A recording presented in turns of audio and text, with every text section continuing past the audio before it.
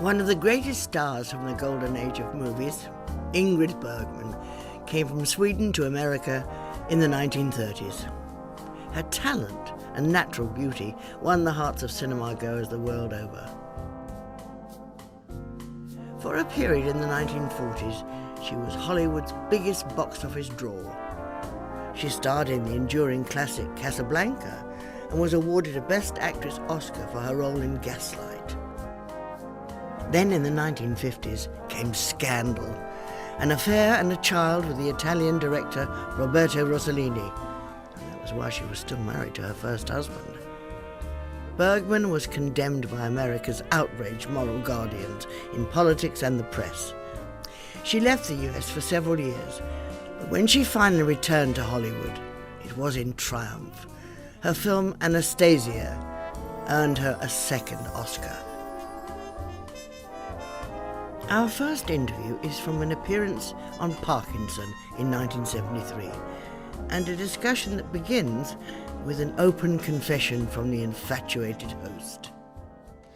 I must now confess a hitherto unpublished fact about myself, and it concerns my next guest. It is that I've been in love with her for years. She never knew, because when we first met more than 20 years ago, I was in the 1 and 9s at the local flea pit, and she was up there on the screen looking like an angel. And this was the precise moment that the both of us met. Play it, Sam. Play as time goes by. Oh, I can't remember it myself. I'm a little rusty on it. I'll hum it for you. Da-da-da-da-da-da. Da-da-da-da-da-da.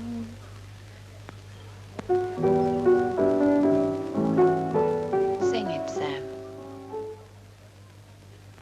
You must remember this, a kiss is just a kiss, a sigh is just a sigh.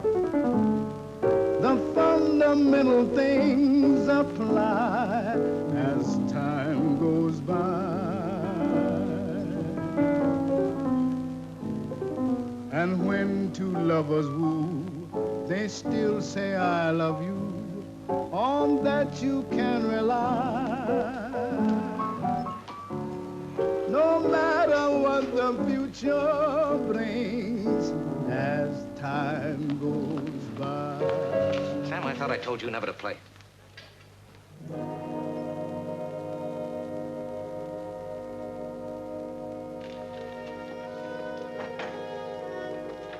I could watch that scene forever. Ladies and gentlemen, my special guest tonight, Ingrid Bergman.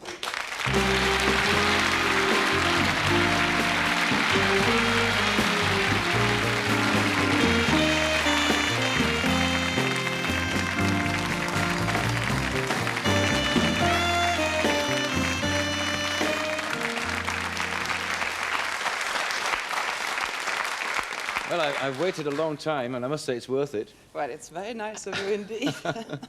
I really do approve of my taste. Did you know when... Did you know when you were making that film, Casablanca, that it would one day become the cult movie that it is now? No, I certainly did not at all. It was a great confusion during the shooting of the picture.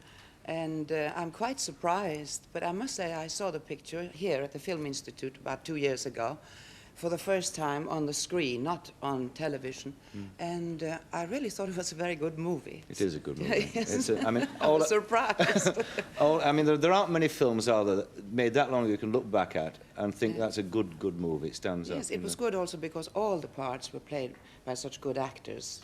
The smallest part was really a top-class actor. Yes. So that helped a lot. Yes. Is it true it was made in as you say, in some confusion, haphazardly? I mean, nobody had a real idea. No, we didn't have the script. It was written as we went along.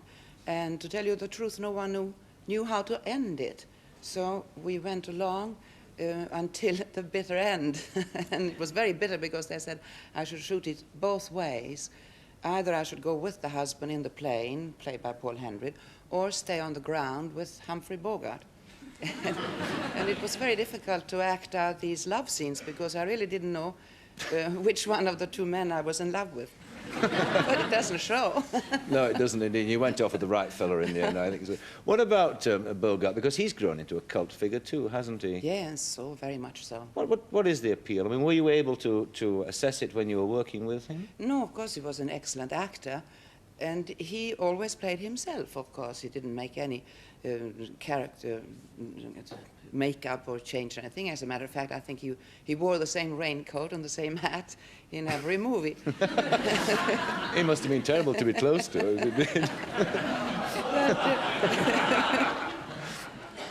But he had that marvelous voice Yes. that you could hear right now, this minute. It was such an interesting and rough voice. And of course, he was also considered a tough man, but I think that inside he was quite a lovable person. You say you think so. Didn't you get to know him at all? No, I really didn't. I think he was as upset as everybody else about not having a script and not knowing exactly where we were going. And he used to stay very much by himself. And, well, in another interview, because I've talked a lot about Casablanca in my Ignore all the interviews. other interviews. It's the first time you've talked to me. And they used to ask me if I knew him, and I said, no, I don't know him. I kissed him, but I don't know him. It must be very difficult, mustn't it? Particularly playing a romantic part opposite somebody that you literally don't know. I mean, who you just see on the set. No, it isn't difficult when you look like Humphrey Bogart and you can act like he does. And I think he's absolutely wonderful. I mean, I'm so pleased when I see that he looks at me with such love in his eyes. It's very flattering. Of course, one of the great characters in that film, behind the scenes, was Michael Curtiz, of course, the director. Yes. And I mean, there are more stories about Curtiz in Hollywood than probably Cecil B. DeMille, I suppose, aren't there? Yes, he was a very colorful person and temperamental. And he told me a very funny story. When he came from Hungary, that was years before Casablanca, because he had done several pictures before. He arrived in America by boat, and he saw the harbor full of flags and a band playing and ribbons were flying. And he was so moved where he stood, you know, seeing this. He said, I didn't know that they knew me so well in America, and I would get a reception like this. And it was much later they told him it was the 4th of July. It was not for him. Poor devil, what a letdown. Can you remember your first audition? Yes, I started dramatic school. And we have the Royal Theatre in Stockholm, and that is a free school, you see. So everybody tries to get in there because it's the best education and the best teachers, and also you don't pay anything. And you're taken care of it. You're supposed to play small parts, and so after 3 years of studying, so you already had kind of 5 years ahead of you. I tested to get in there, and we were about 75 youngsters, and there are all the actors and the teachers and the head of the theater, and you came out on the stage, and you read whatever you had to read, and I had just begun when somebody said, that's enough, miss, out, you can go. And of course, I thought that I was so awfully bad that they didn't have the patience to listen through my test. Well, I went out, and I stood there and looked at the sea in front of the theater. We have a lot of water in Stockholm. And I was wondering if I should throw myself in the water and get it over with right away, because I wanted very badly to become an actress. However, I got a message to come back to the theater, and I was engaged. And later on, I asked why they had done it, and it was very cruel of them, of the jury, to do that. And they said, well, the minute you got in and the way you moved on the stage, we realized that you had it. We didn't want to waste any more time. You were in, because I thought I was out. Yeah. How did you, I mean, you then moved to, eventually you got to Hollywood. I didn't have the patience to go through the 5 years in the school and being engaged by the theater. I went directly to the movies. Yes, in Swedish movies, that's right. And I worked for a couple of years. And then a picture called Intermezzo, that you called Escape to Happiness in England, was shown in a small art theater in New York. And David Selznick had a lady who were reading books and looking for talent for him. Where she went up into her office building, the elevator boy was of Swedish descent, and his parents had gone to see the Swedish movie and said to this lady, her name is Catherine Brown, my parents were very much taken by a young Swedish actress, and I think you are looking for talents. Why don't you go and see the movie? She did. She sent the movie to Mr. Selznick, and he asked me to come over to America and do a repeat. So I owe my career in America to the elevator boy. That's how it happens in movies, actually, isn't it? Yeah. Did you, I mean, I suppose then they got hold of you, and I suppose that they started to try to process you. I mean, did they yes, try to... that was very difficult in the beginning, and I don't know where I got my determination and strength from. I was so young, and I wanted so much to try my wings in Hollywood, but immediately I was considered too tall, and they were going to do something with my face and knock out my teeth, put in other teeth, and change my eyebrows and make them thinner, and change my name. And when I heard all that, I got terribly frightened, and I said, I want to go back. I don't want to do all that, because it would be terrible if my first movie was a flop, and I had to go back to Sweden because they wouldn't want me in Hollywood, and I would come back with a changed face and a changed name. I wouldn't be able to pick up my career after that. Yes. So I refused and refused and refused, and then they accepted my name and what I looked like. I mean, are you a very stubborn person? Are you a determined person? Yes, I think I'm quite stubborn when it comes to my work. I'm willing to listen. I listen to everybody, but I select. You became, of course, the biggest female box office star in the world at that time, didn't you? No, I don't know. Oh, you did I really? indeed. Oh, I've been doing my homework, yes, indeed. And in fact, there was only one male star whose picture made more money than you, and that was Bing Crosby. Oh. You didn't know that? No, I didn't know that. Oh, they probably owe you some money then. We talk now about the days in Hollywood when, as I say, you were the sort of biggest box office star in the world, the female box office star. Can I take you now to the point in your career where it all sort of crumbled apart, which was 1950, wasn't it? When you went to make Stromboli. It sounds as if it crumbled because I left. I like that idea. No, in fact, what happened, of course, if it needs recapping on, is that you went to make this film with Rossellini. You were a married woman. You fell in love with him. You had his child. And it created the most extraordinary stink, didn't it? I mean, it was... It certainly did, yes. When you look back at it now, I mean, what are your feelings?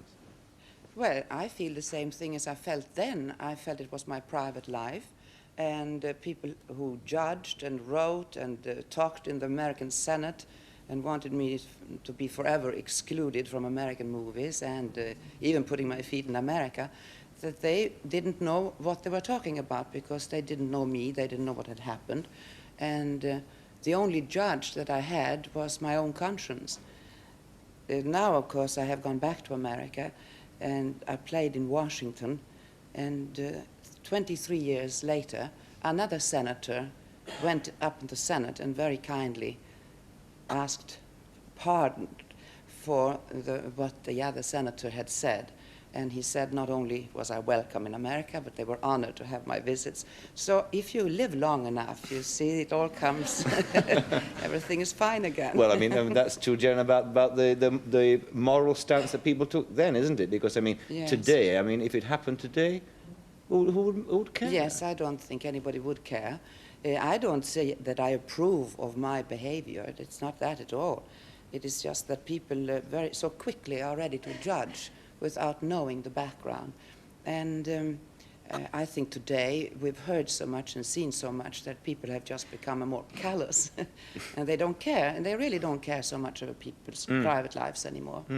It was extraordinary, though. I was reading through the press reports at the time, and there's one extraordinary, you were described as an apostle of degradation. That's right. Are you dirty, lousy, and filthy? I mean, it's quite extraordinary. But I mean, I'm sure that stuff like that must leave some kind of scar on you. I mean, some resentment. I mean, if somebody called me that, I'd get very angry indeed. Yes, I was, but you can't be angry for years and years. So many people tried to tell me that it was their enormous love for me, which is true. The American public has been absolutely wonderful to me, that their love turned to hatred because my image was the good, wonderful woman who had played, but they forgot that played, a saint and a nun and all those suffering women who were always, they forgot that I was a woman, and maybe not at all what I did on the screen. That was not me.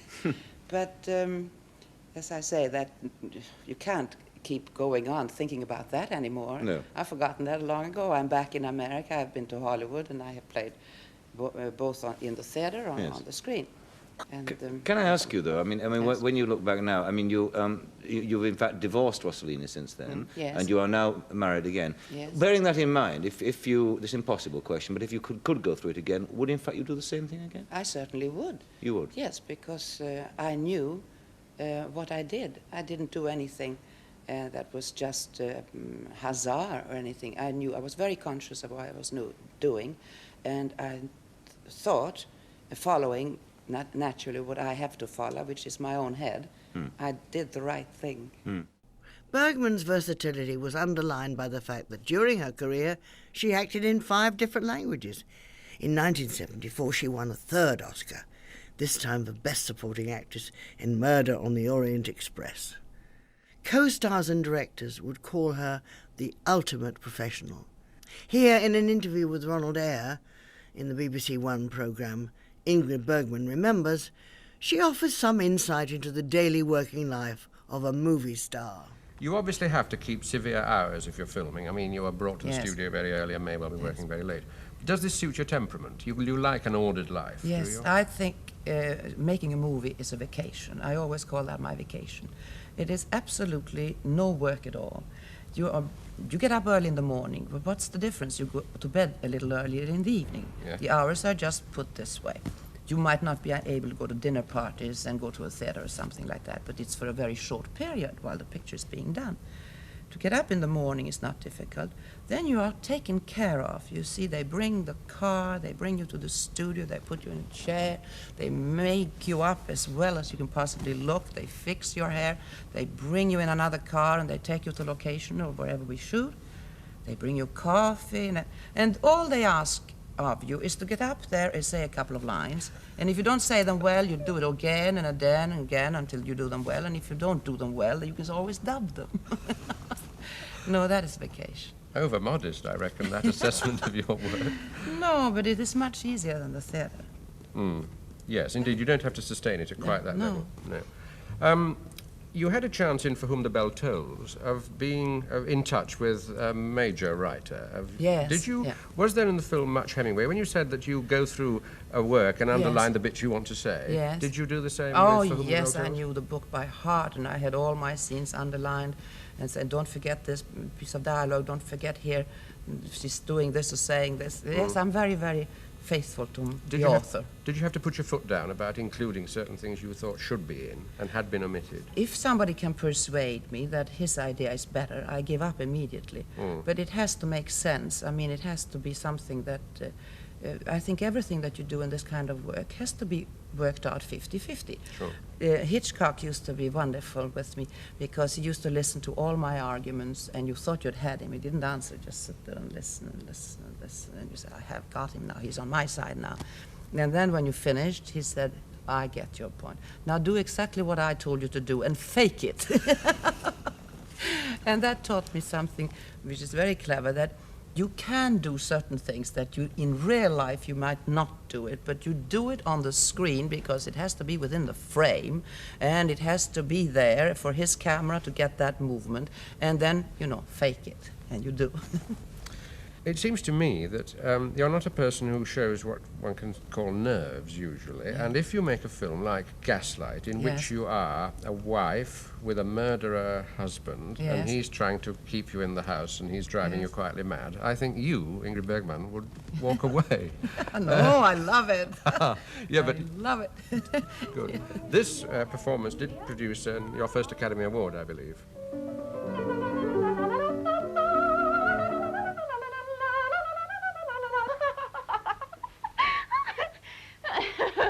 Oh, Gregory. What's the matter? Paul, I don't want to upset you. If you will put things right when I'm not looking, we'll assume it did not happen. But what? Gregory, what? Oh, please don't turn your back on me. What has happened? You mean you don't know? Oh, Look.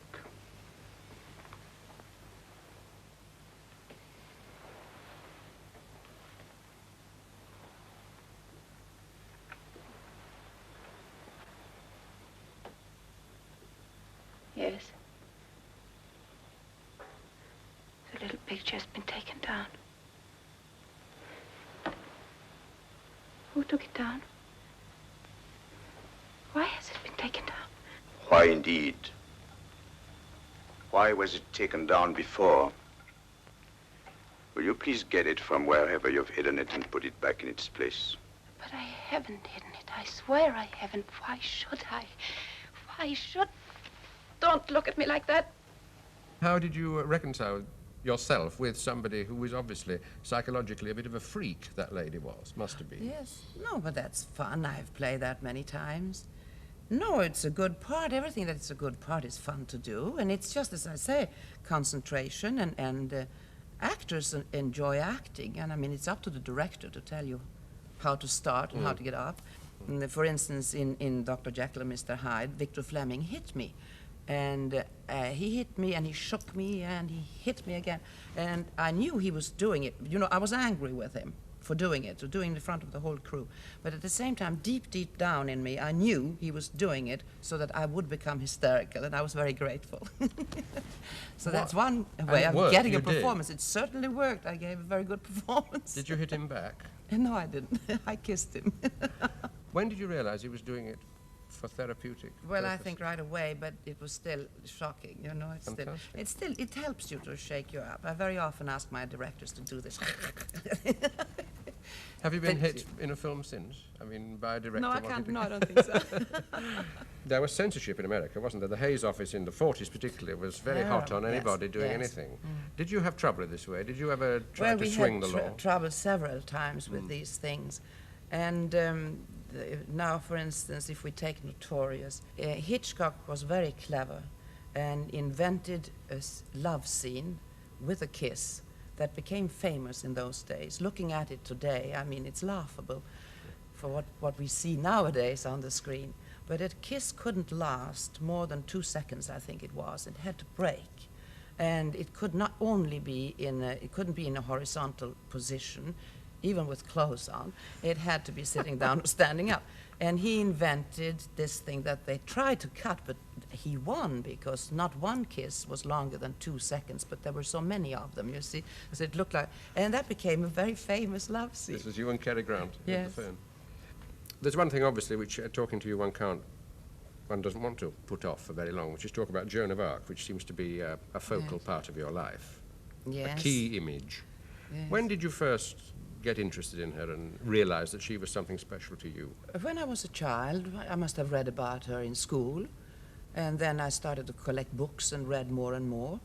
And then I started to collect medals and things, you know, instead of butterflies and stamps and things like that children collect. I thought it was fun to collect Joan of Arcs. And naturally, as a man wants to play Hamlet, a woman wants to play Joan of Arc. And it never came about in Sweden. There was not a chance of doing such a picture. It would have been far too expensive.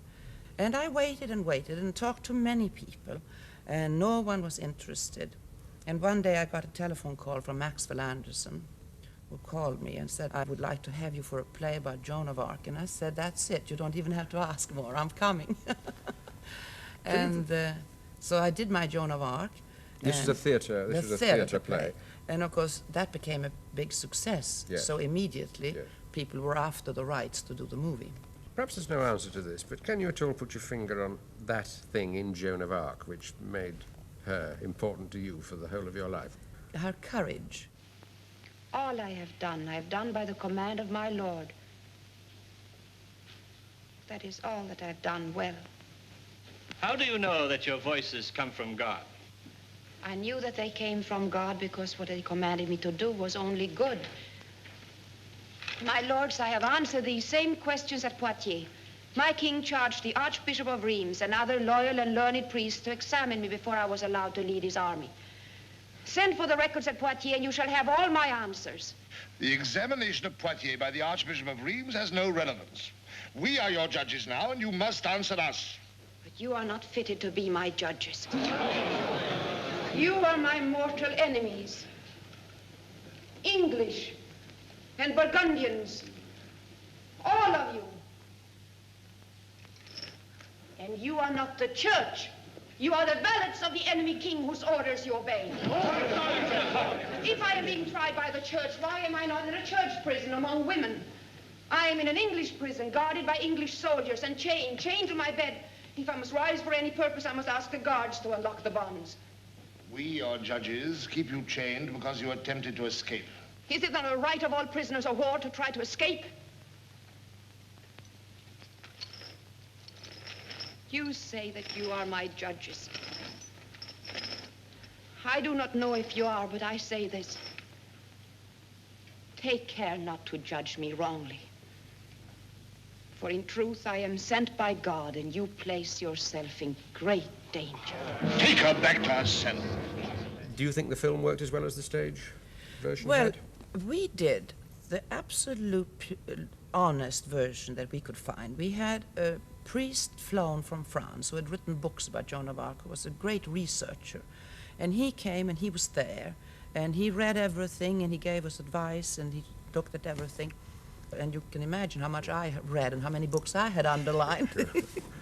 And the picture in America had less success than in Europe. But in Europe, Joan of Arc was considered a masterpiece. She must have been, to look at, a fairly scruffy, ordinary girl. She couldn't have possibly stood up to the hard life she had to lead and carry the armor and all that if she hadn't been a strong girl. But the Hollywood picture of her is extremely smooth. Yes, with color and with all the combings of hair, I think it should have been rough. Everybody came up and smoothed you out, and it was very glossy. Even the battle scenes they are beautiful, but not in the right sense. Did you make an attempt during the film to fight the people who were patting your hair? Yes, I usually waited until the director said action, and then I would shake my head like that. But sometimes I forgot. I had other things to think about. In 1980, Bergman made a return to the Parkinson program, promoting the story of her life. It was a book she always swore she'd never write.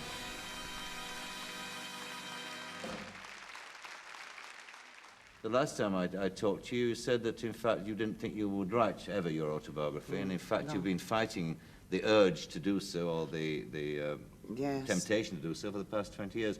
Why have you now, then, decided to do it? Well, I'll tell you first about Alan Burgess, who is out here somewhere, who is my co-author, because I didn't do this book alone. He wrote The Small Woman, which later became The Inn of the Six Happiness. Gladys Aylward. Yes, Gladys Aylward's story, and they couldn't call it The Small Woman, having me playing the part. So it was changed to The Inn of the Six Happiness. And he said then, which is 22 years ago, could I write your story? I would like to write about an actress. And I said, absolutely not me. And 4 years went by, and he called up again and said, have you changed your mind? And I said, no. And so we continued. And now, one day I'm on the phone again and hung up after having said, no, I'm not going to write any memoirs. They are going, everybody else writes, but I'm not going to do it. And my son was there, and he said to me, but do you realize when you are dead, people will throw themselves on your life story, and they will take the information from gossip, from rumors, what people are saying, and you know how a story is this big, and then it becomes bigger and bigger. And we, your children, can't defend you because we don't know the truth. And that made me sit down and think very carefully, because I know that after you're dead, they write an awful lot of things about you that is not true. I mean, there are interviews. People say you have said that. You didn't say that. There are certain things that I only invented. So Alan Burgess called me, and I said, are you calling about the book? And he said, no, after 20 years, I've given up. And I said, now you can do it. So we started. That's 3 years ago. Ingrid, can I finally ask you that writing as closely as you have in a detailed fashion about your life involves looking right back at yourself and thinking about every aspect of your life. Is there any part of your life that you would have lived differently, given the chance? Yes, I'm sure if I had known then what I know now, I would have been grateful. I could have changed many things. But there we are. We don't know better. I did what I thought was right. I know that when I came back to New York after about 9, 10 years of absence, and I knew the press was after me, and I came alone to face them again.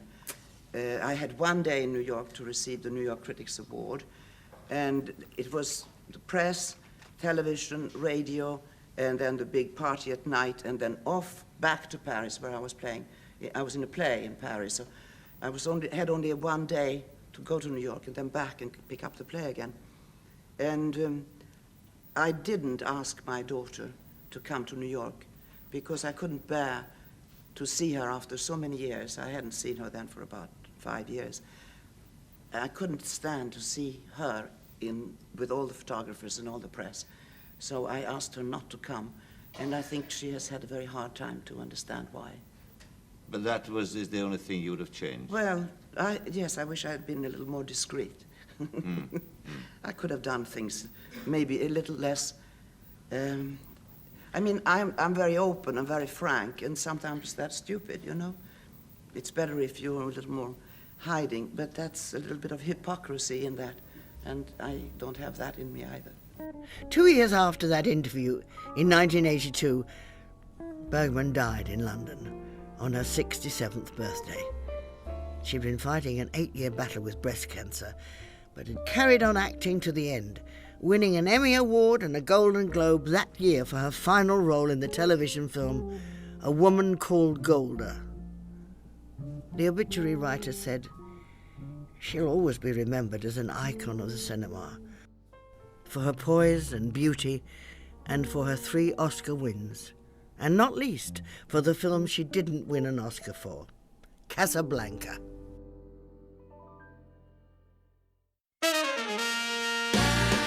And guess what? The beginning of a beautiful friendship next as Ingrid walks into Bogart's life. It is Casablanca.